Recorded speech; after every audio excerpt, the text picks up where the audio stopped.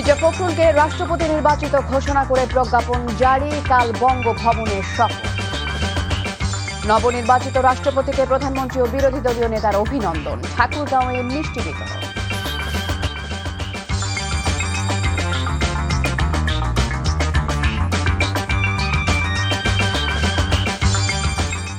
আসসালামু আলাইকুম, তাসরিমা নাহিদ আমন্ত্রণ জানাচ্ছি এনটিভির রাতের খবরে। আই গ্যাস ইউনাইটেড শিরোনাম দেখছিলেন, জানাবো পুরো খবর। দেশের 23তম রাষ্ট্রপতি নির্বাচিত হয়েছেন মির্জা ফখরুল ইসলাম আলমগীর। তিনি পেয়েছেন 255 ভোট, আর বিরোধী জোট থেকে অংশ নিয়ে অবসরপ্রাপ্ত কর্নেল ডক্টর অলি আহমেদ বীর বিক্রম পেয়েছেন 88 ভোট। নবনির্বাচিত রাষ্ট্রপতিকে অভিনন্দন জানিয়েছেন ভারপ্রাপ্ত রাষ্ট্রপতি হাফেজ উদ্দিন আহমেদ ও প্রধানমন্ত্রী তারেক রহমান। শুভকামনা জানিয়েছেন বিরোধী দলীয় নেতা ডাক্তার শফিকুর রহমান, জানাচ্ছেন হাসান মাহমুদ।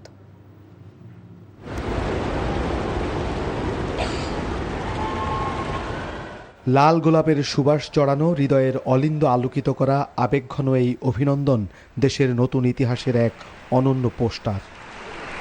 একজন মির্জা ফখরুল ইসলাম আলমগীর, আর তার পেছনে দীর্ঘ ঘাত প্রতিঘাত ও চড়াই উতরাইয়ের শেষে অনবদ্য এক আলোয় হয়ে উঠলেন মহামান্য।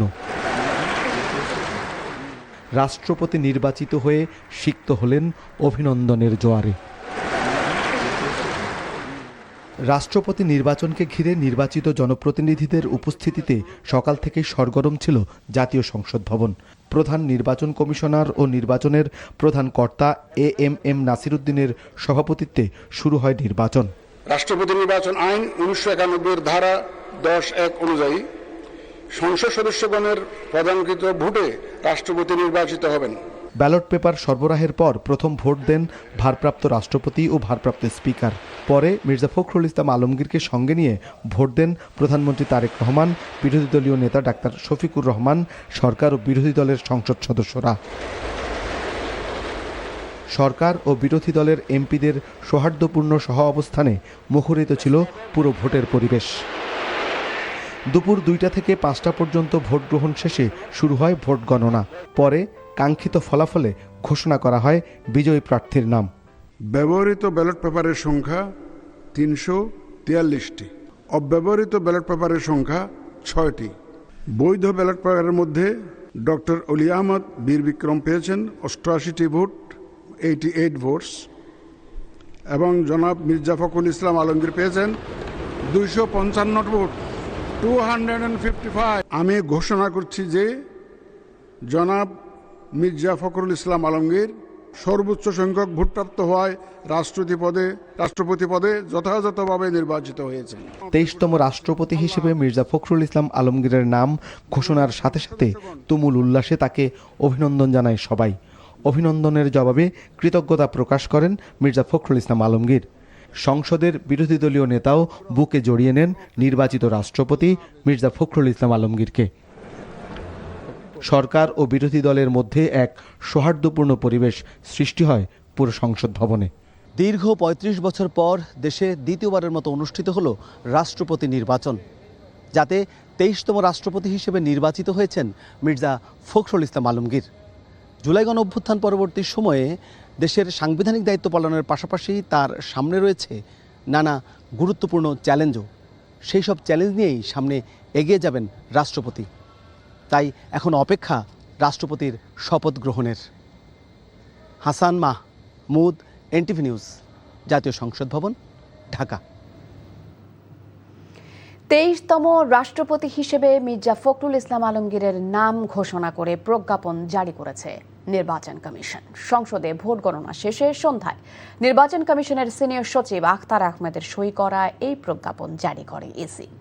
প্রজ্ঞাপনে বলা হয়, রাষ্ট্রপতি নির্বাচন আইন 1991 ধারা 11 অনুসারে মির্জা ফখরুল ইসলাম আলমগীরকে রাষ্ট্রপতি পদে নির্বাচিত ঘোষণা করা হয়েছে। প্রজ্ঞাপনে মির্জা ফখরুল ইসলাম আলমগীরের বাবা মির্জা রুহুল আমিনের নাম এবং ঠিকানায় ঠাকুরগাঁও পৌরসভার কালীবাড়ি গ্রাম উল্লেখ করা হয়েছে। শিক্ষক থেকে রাজনীতির সর্বোচ্চ পদমর্যাদা, দেশের 23তম রাষ্ট্রপতি হিসেবে অধিষ্ঠিত হচ্ছেন ঠাকুরগাঁওয়ের কৃতি সন্তান মির্জা ফখরুল ইসলাম আলমগীর। রাষ্ট্রের সর্বোচ্চ সাংবিধানিক পদে নির্বাচিত হওয়ায় আনন্দের ঢেউ বইছে তার জন্মভূমি ঠাকুরগাঁওয়ে। আনন্দ মিছিল মিষ্টি বিতরণ করেছে জেলার আপামর জনতা। ঠাকুরগাঁও থেকে লুৎফুর রহমান মিঠুর পাঠানো রিপোর্ট।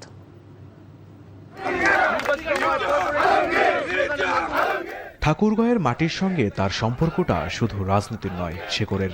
সেই শেকড়ের মানুষ মির্জা ফখরুল ইসলাম আলমগীর যখন দেশের সর্বোচ্চ সাংবিধানিক পদে বসার যোগ্যতা অর্জন করেছে, তখন আনন্দটাও যেন ছুঁয়ে যাচ্ছে ঠাকুরগাঁওয়ের প্রতিটি প্রান্তে। রাষ্ট্রপতি নির্বাচিত হওয়ার খবরে তাই উচ্ছ্বাসে ফেটে পড়েছেন স্থানীয়রা।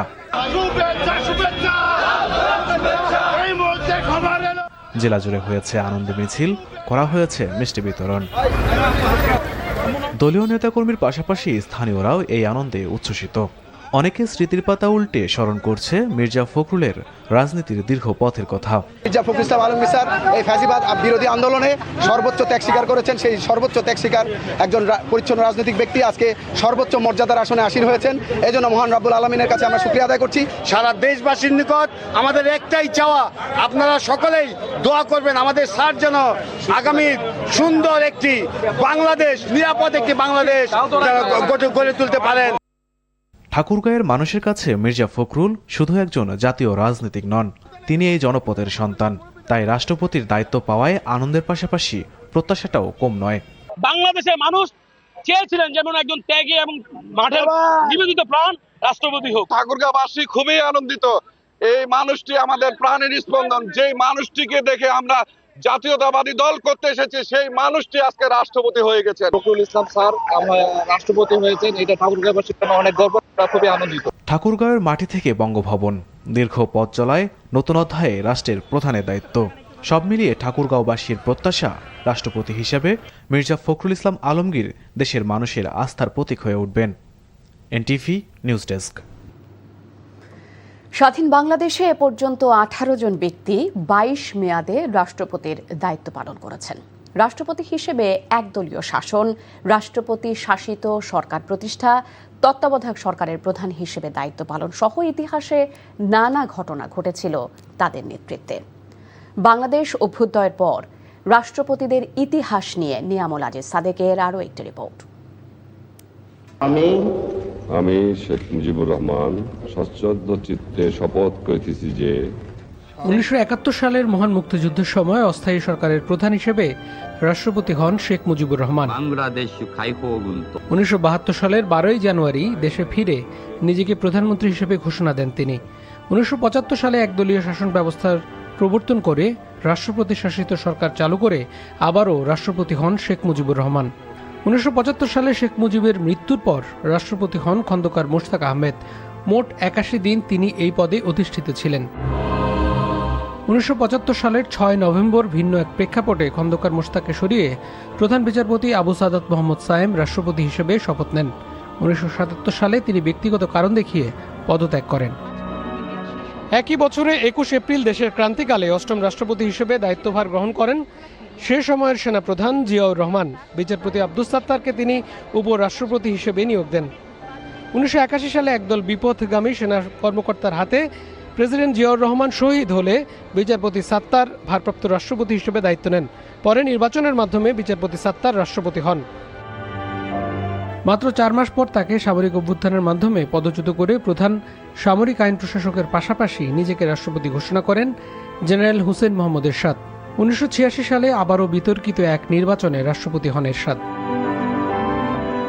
90-এর গণ-অভ্যুত্থান পরবর্তী বিএনপি সরকার আমলে রাষ্ট্রপতি হন আব্দুর রহমান বিশ্বাস। পরে আওয়ামী লীগ ক্ষমতায় গেলে রাষ্ট্রপতি হন বিচারপতি শাহাবুদ্দিন আহমেদ। 2001 সালের 14 নভেম্বর রাষ্ট্রপতি হন AQM বদরুদ্দোজা চৌধুরী। তার বিরুদ্ধে অনাস্থা জানায় বিএনপি সরকারের এমপিরা। এরপর ভারপ্রাপ্ত রাষ্ট্রপতির দায়িত্ব পালন করেন ব্যারিস্টার জমির উদ্দিন সরকার। পরে বিনা প্রতিদ্বন্দ্বিতায় রাষ্ট্রপতি নির্বাচিত হন ইয়াজউদ্দিন আহমেদ। 1-11 পরবর্তী আওয়ামী লীগ সরকার একটানা 15 বছর বিনা প্রতিদ্বন্দ্বিতায় রাষ্ট্রপতি হয়েছিলেন মোহাম্মদ জিল্লুর রহমান, মোহাম্মদ আব্দুল হামিদ এবং দুদকের কমিশনার মোহাম্মদ শাহাবুদ্দিন চুপ্পু। 24-এর গণ-অভ্যুত্থান পরেও 2 বছরের বেশি সময় দায়িত্ব পালন শেষে শাহাবুদ্দিন চুপ্পু পদত্যাগ করলে ভারপ্রাপ্ত রাষ্ট্রপতির দায়িত্ব নেন স্পিকার হাফিজ উদ্দিন আহমদ।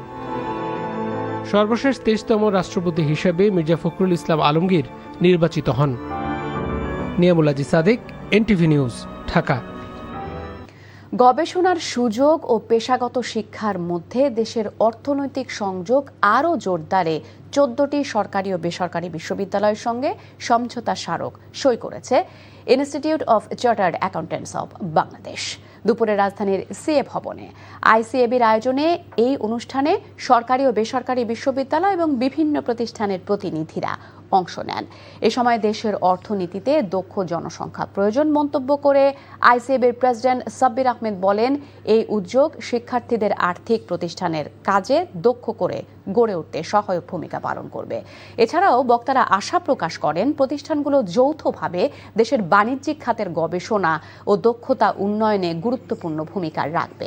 পরে আইসিএবির সঙ্গে সমঝোতা স্মারকে স্বাক্ষর করেন 14টি বিশ্ববিদ্যালয় ও প্রতিষ্ঠানের প্রতিনিধিরা। ঢাকার 5 তারা হোটেল ইন্টারকন্টিনেন্টালে ভোজন প্রেমীদের জন্য দ্বিতীয়বারের মতো শুরু হলো স্টেক উৎসব। সন্ধ্যায় এই উৎসবের উদ্বোধন করেন ইন্টারকন্টিনেন্টাল ঢাকার মালিকানাধীন প্রতিষ্ঠান বাংলাদেশ সার্ভিসেস লিমিটেডের ব্যবস্থাপনা পরিচালক ও অতিরিক্ত সচিব মোহাম্মদ মাহবুবুর রহমান ভূঁইয়া। অনুষ্ঠানে অন্যান্যের মধ্যে উপস্থিত ছিলেন বেঙ্গল মেটের প্রধান নির্বাহী কর্মকর্তা AFM আসিফ, ইন্টারকন্টিনেন্টাল ঢাকার মহাব্যবস্থাপক ডেভিড ও'হালল, marketing director Sadman Salahuddin, executive chef Julian শীতল বটরেলো। লাইভ মিউজিকের সুরের মূর্ছনায় ডিনারে জনপ্রতি 7,500 টাকার উপভোগ করা যাবে সীমাহীন প্রিমিয়াম স্টেক, সুস্বাদু সাইড ডিশ। উৎসব চলবে আগামী 29 অগস্ট পর্যন্ত।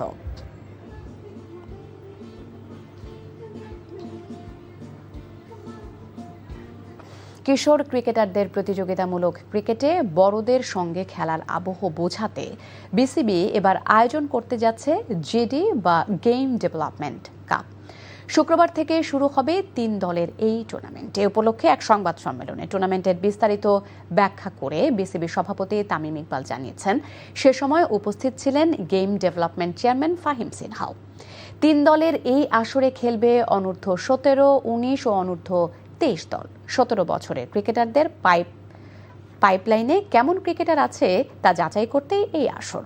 বিসিবি সভাপতি বলেছেন, বয়স কম হলেও কেউ যদি এই মানের টুর্নামেন্টে ভালো করতে পারেন তার সুযোগ থাকবে নিজেকে দ্রুতই আরও বিকশিত করার। এবছর সম্ভব না হলেও পরের বছর থেকে একই উদ্যোগ বিসিবি নিতে চায় মেয়েদের ক্রিকেটেও।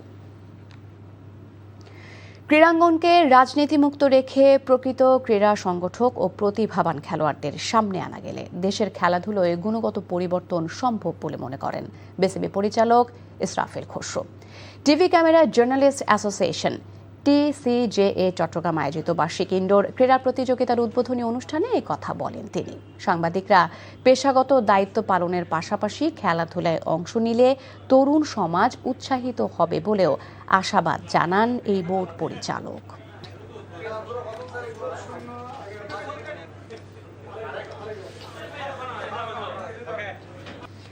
ইসলাম ধর্মের প্রতি সর্বোচ্চ সম্মান থাকলেও এখনও তা গ্রহণ করেননি ব্রাজিলের কিংবদন্তি ডিফেন্ডার রবার্তো কার্লোস। গত 2 দিন তার ধর্মান্তরিত হওয়া নিয়ে সামাজিক যোগাযোগ মাধ্যমে নানা খবর প্রকাশের পর বিষয়টি নিজেই পরিষ্কার করেছেন তিনি। জানিয়েছেন, মরক্কোর ফুটবল এজেন্ট সোহাইলা এল তাহিরিকে বিয়ের পর তার ইসলাম গ্রহণের যে খবর ছড়িয়েছে তা সত্য নয়। সামাজিক যোগাযোগ মাধ্যমে ব্রাজিলের হয়ে বিশ্বকাপ জয়ী তারকার ধর্ম পরিবর্তনের খবর ব্যাপকভাবে ছড়িয়ে পড়ার পর সৌদি সংবাদ মাধ্যম ওকাসকে দেয়া সাক্ষাৎকারে বিষয়টি পরিষ্কার করেন তিনি। সম্প্রতি সামাজিক মাধ্যমে কার্লোসকে ইসলামী রীতিতে বিয়ের অনুষ্ঠানে অংশ নিতে দেখা যায়। এতে তার ইসলাম গ্রহণের গুঞ্জন আরও জোরালো হয়। রিয়াল মাদ্রিদ কিংবদন্তি বলেন, 2 পরিবারের ধর্মীয় বিশ্বাসকে সম্মান করতেই তিনি ও এল তাহিরি ভিন্ন ধরনের বিয়ের আয়োজন করেছিলেন। 2002 সালে ব্রাজিলের বিশ্বকাপ জয়ী দলেরও গুরুত্বপূর্ণ সদস্য ছিলেন। ইতিহাসের অন্যতম সেরা লেফট ব্যাক হিসেবে বিবেচিত রবার্তো কার্লোস। খবর শেষ করছি, যাবার আগে আইগ্যাস ইউনাইটেড শিরোনামগুলো আরও একবার। মির্জা ফখরুলকে রাষ্ট্রপতি নির্বাচিত ঘোষণা করে প্রজ্ঞাপন জারি, কাল বঙ্গভবনে শপথ। নবনির্বাচিত রাষ্ট্রপতিকে প্রধানমন্ত্রী ও বিরোধী দলীয় নেতার অভিনন্দন, ঠাকুরগাঁওয়ে মিষ্টি বিতরণ। দর্শক, এই ছিল রাতের খবরে। এই খবরের ভিডিও সহ আপডেট জানতে ভিজিট করুন এনটিভি অনলাইন www.ntvbt.com। এছাড়াও এনটিভির জনপ্রিয় সব অনুষ্ঠান ও খবরের আপডেট জানতে ভিজিট করুন আমাদের ইউটিউব ও ভেরিফাইড ফেসবুক পেজে। রাত 1টায় মধ্যরাতের খবর দেখার আমন্ত্রণ রইল। ধন্যবাদ সবাইকে।